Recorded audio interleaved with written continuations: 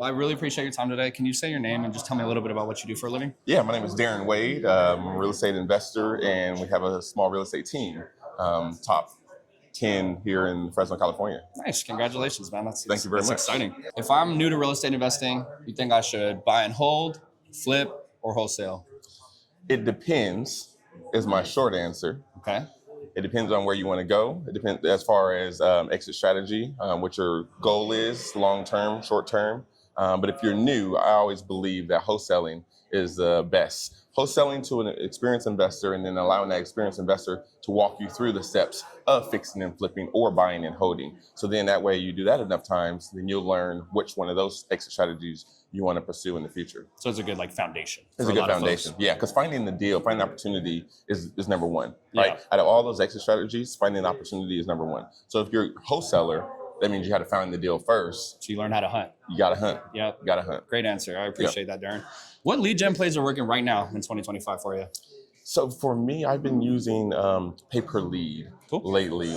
I know some other people that's been killing it with mailers and things like that, and I've done those things. I've done cold callers, mailers, but I like pay-per-lead through a couple of different websites. I have more genuine or more warm conversations. Let's say that, right? Because they intentionally clicked the button, wanted more information about how to sell for XYZ reasons, and so those conversations have been more refreshing to me than the cold calls. Sure. Yeah. What trends are folks sleeping on right now? What should investors be doing in 2025 that they're not doing? So I would say trainings, continuing to go to training. It's not a trend. Trainings is something that we always need to continue to do, right? I heard something the other day that we don't always need to learn something new. We just need to be reminded of something that we already know, right? And then we need to implement it to really fully grasp it.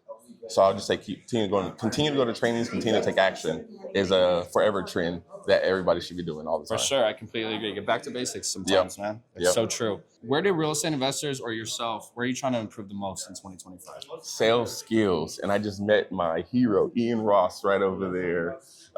So sales skills, just so I can improve my closing ability, so I can connect with my client or prospect more better. It's not even a real thing, but you know what I'm saying? Yeah, absolutely. More better.